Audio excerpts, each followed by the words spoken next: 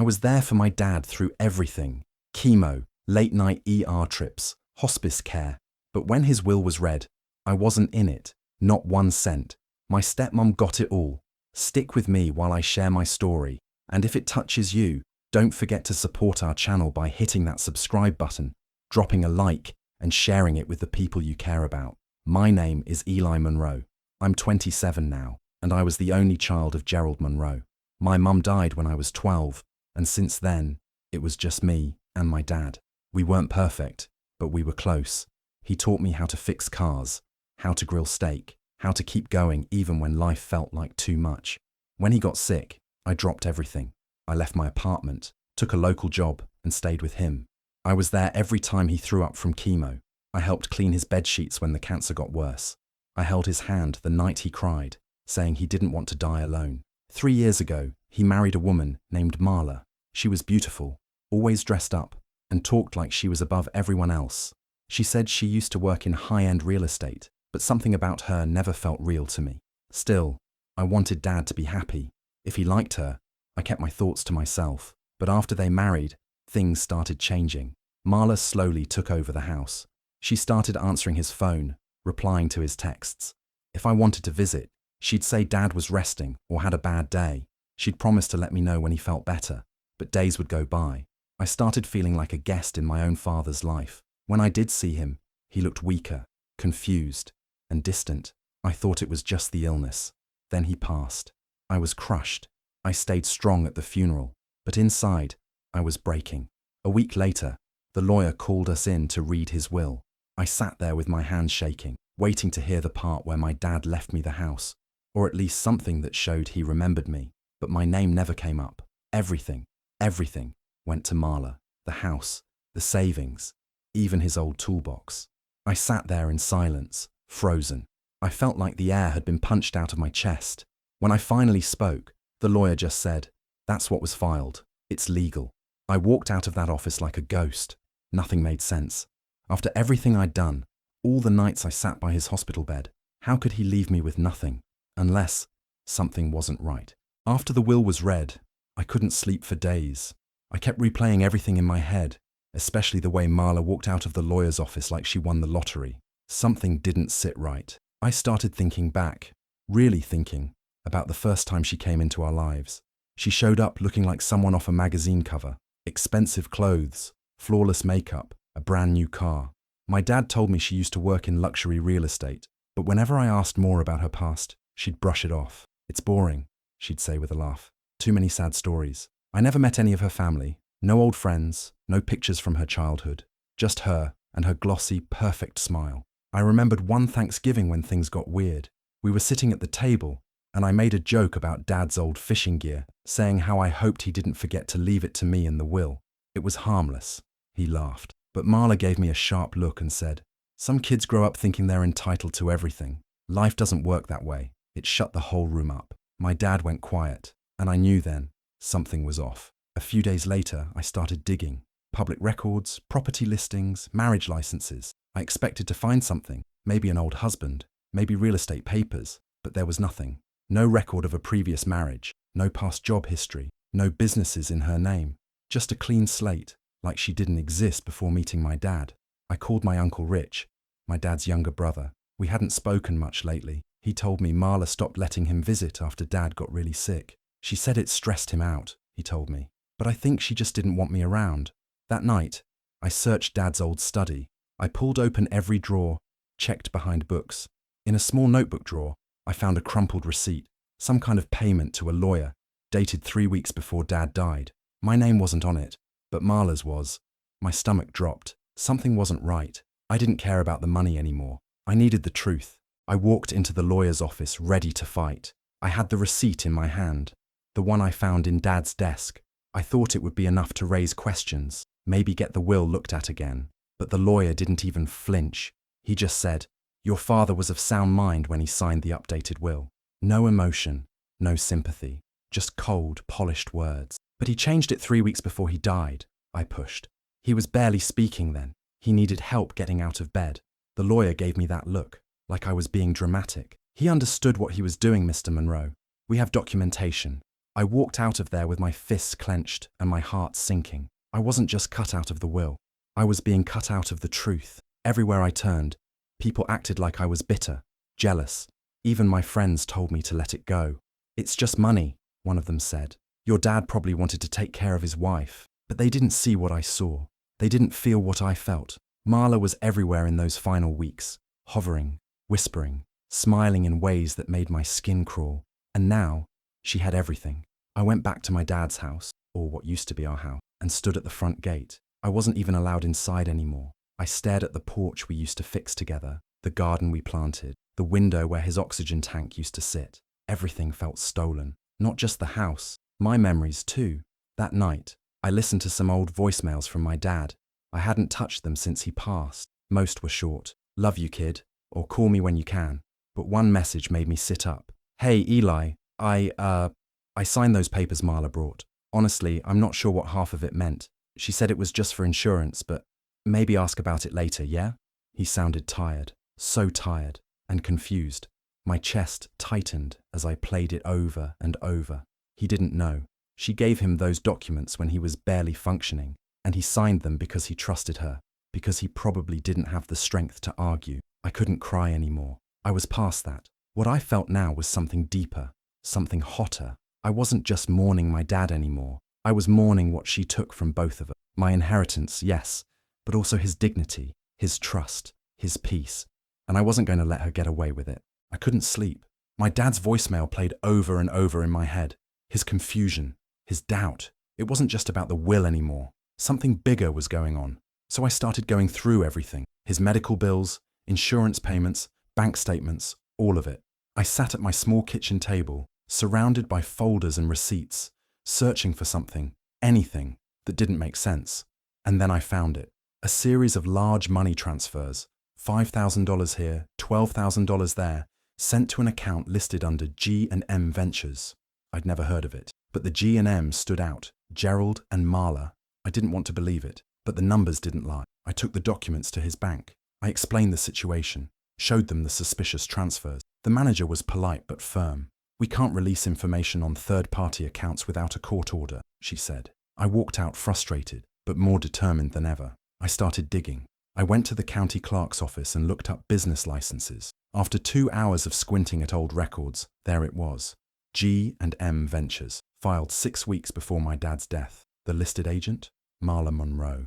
My stomach turned. She wasn't just managing his money. She was moving it, hiding it, preparing for something, and it didn't stop there. I found another document, one that showed she had filed for power of attorney just a few days before the will was changed. I couldn't breathe. She had control of everything, his healthcare, his finances, his legal documents, and all while telling me he was resting or too tired to talk. But what sealed it for me was the notary. I found her name on one of the witness statements for the new will.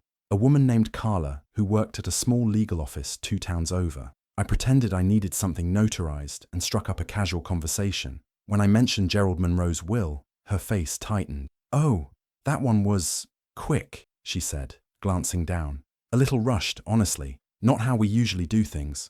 That was it.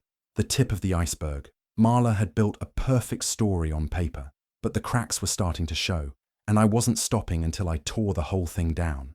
I drove 10 hours straight to a dusty little town in Nevada, my hands gripping the wheel like I was holding myself together. Donnie Wexler wasn't easy to find. He'd changed addresses twice and didn't return calls. But when I knocked on the door of a beat-up house with flaking paint and a "Beware of Dog" sign, he opened it and stared at me like he already knew why I'd come.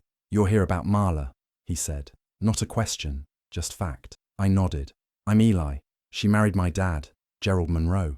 He let out a tired breath and stepped aside to let me in. Inside, the place smelled like motor oil and old furniture. He poured 2 cups of coffee without asking. "She ruined your dad too, huh?" he said quietly. Turns out, Donnie knew her as Marla Gennaro. She'd shown up in his life like a whirlwind, beautiful, charming, confident. He married her in less than a year, and in just 18 months, she emptied his accounts, sold off his valuables while he was out of town on work trips, then accused him of abuse in a restraining order she never followed through on. Then, she vanished. "She knew how to make you feel lucky to be around her," he said bitterly. "And by the time you realized the truth, you were already drowning." I asked if he had anything. Proof, documents, photos. Donnie stood up, went to a metal filing cabinet, and pulled out a dusty folder. Inside were old printed emails and screenshots. One email stood out. It was from Marla to a friend, bragging. Men are so easy. Play the soft card, get the ring, get the keys. You just have to look like you need saving. I stared at the printed words until my vision blurred. I couldn't believe my father, strong, private, kind, was her next victim. Donnie agreed to let me record our conversation. He talked about the financial documents, the lies, how she isolated him from friends and made him second-guess himself. It was almost identical to what happened to my dad. I left that house shaking with rage. This wasn't just a greedy widow stealing an inheritance. This was a pattern, a con, and I was done mourning and guessing. Now I was building a case.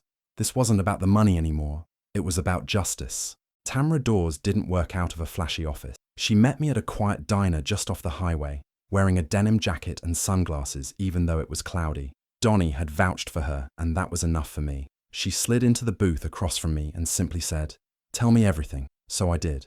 About Marla, my dad, the will, the strange bank transfers, the voicemail, and Donnie's story. She listened without blinking, then nodded. "I've handled worse. Let's see what shakes loose." A week later, she called me back. "You were right," she said flatly. "Your dad was not mentally competent when he signed that will. The medical evaluations Marla submitted? Forged. Sloppy copies too. Signatures don't match." Tamra had dug deep. She found the notary who had signed off on the new will. He admitted the meeting was rushed, uncomfortable.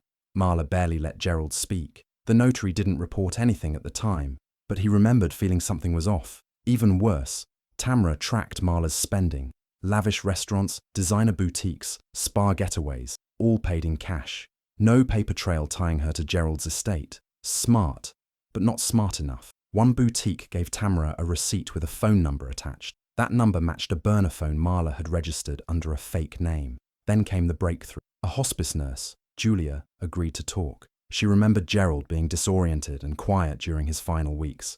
He barely spoke, and when he did, he seemed afraid of saying the wrong thing around Marla. Julia said Marla gave her bonus checks every Friday, just to make sure things stay calm, Marla had whispered. Julia had kept one of the checks. It was from the G&M Ventures account. Piece by piece, Tamra built the puzzle. Forged medical clearance, cash laundering, witness coercion, and most importantly, intent. "This isn't a family fight," Tamra said. "It's elder abuse, financial fraud. You've got a real case now." I stared at the pile of evidence on Tamra's table. Receipts, photos, transcripts, voicemails. For the first time in months, I felt something stronger than grief. I felt ready. I filed the report on a rainy Tuesday morning. Fraud, coercion, financial elder abuse. Everything Tamra and I had collected. Bank records, forged medical notes, nurse testimony, even the voicemail from my dad was included. I submitted it to the State Attorney General's office and braced myself for the storm I knew was coming. The response was faster than I expected. Within 2 weeks, the estate was frozen. No funds could be moved, no property sold. Marla was officially under investigation. When she was served the court documents, I heard she went ballistic, screaming in her driveway, threatening everyone. Her attorney, a slick guy in a too shiny suit, called me personally. "You're making a mistake," he said. "This will ruin you financially. Are you prepared for that?" I didn't even flinch. "Are you prepared to explain forged medical documents in court?" He hung up. The pressure only got heavier. Marla started feeding stories to mutual friends, saying I was greedy, unstable, ungrateful, that my dad had cut me out on purpose because I was a disappointment. But then something happened that changed everything.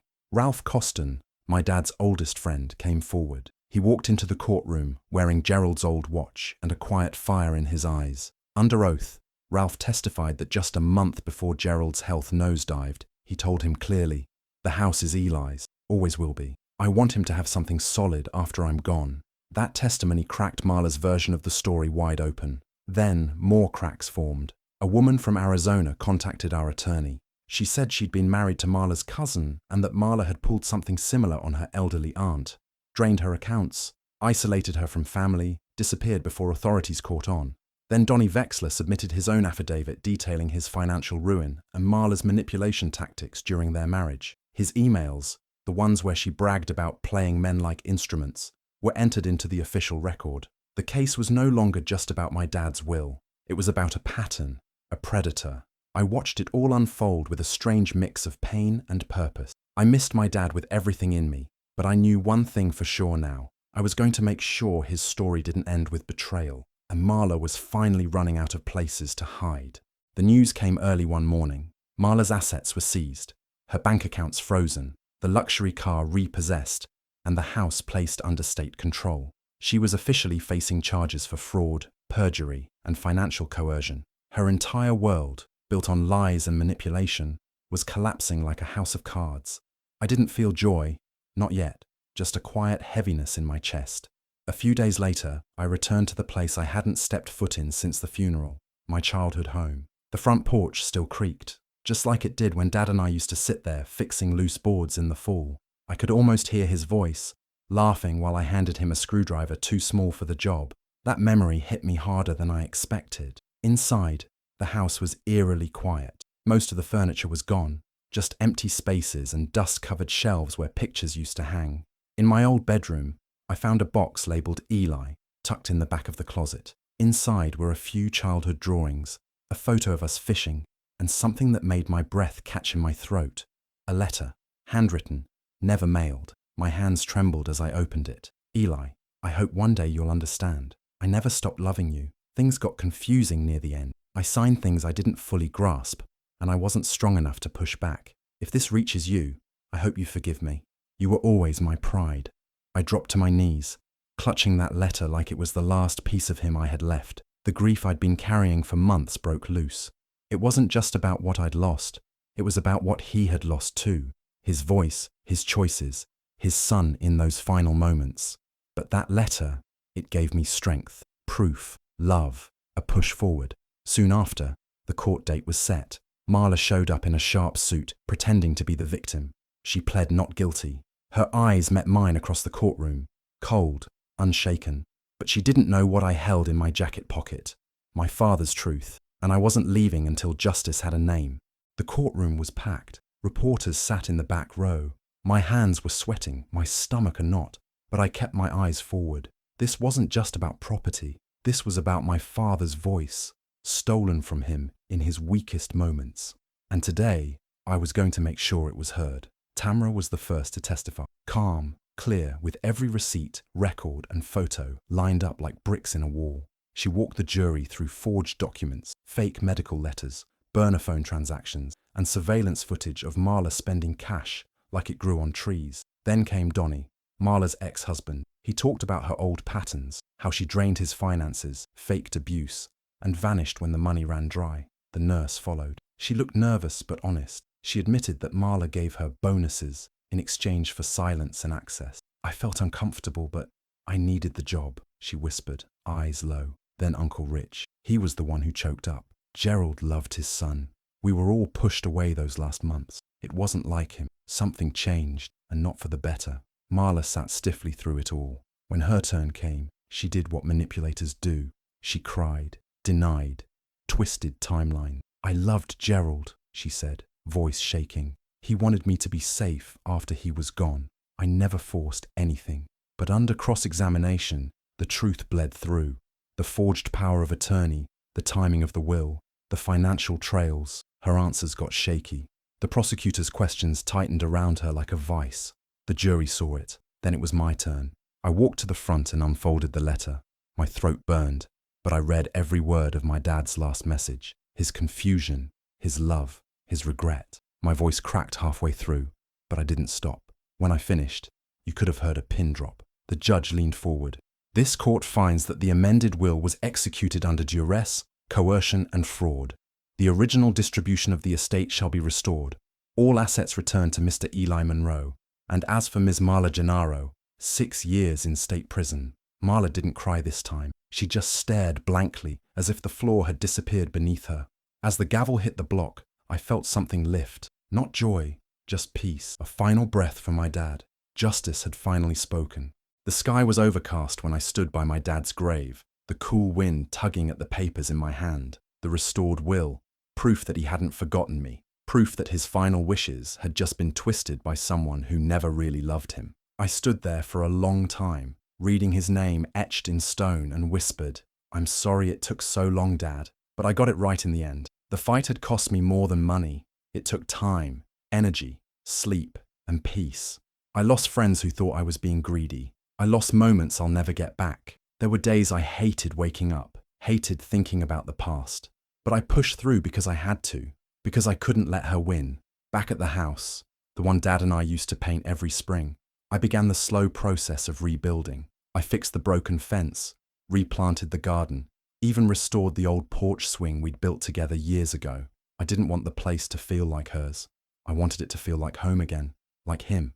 But I knew there were others out there, people like my dad, too trusting, too kind, too tired to fight. So I started something in his name, a fund to support victims of elder abuse. Quietly, carefully, we've helped families spot the signs early. We've helped them speak up, because silence is what people like Marla count on. Inside the house, I lit a small fire and placed a single framed letter on the mantel. His letter, the one I'd found after everything. In it, he apologized for being distant, said he loved me, that he was scared and confused in the end, but he trusted I would be okay. He didn't forget me, I whispered, running my hand over the frame. She just tried to erase me. The room was silent, the fire warm. It wasn't peace, not really. That would take more time, but it was closure, and that mattered, because even when people try to rewrite your story, the truth has a way of finding its way home. Do you think Eli did the right thing by fighting for justice? Or should he have just walked away and let the past stay buried? I'd love to hear your thoughts in the comments. And if stories like this speak to you, make sure to subscribe and hit the notification bell so you never miss a new one.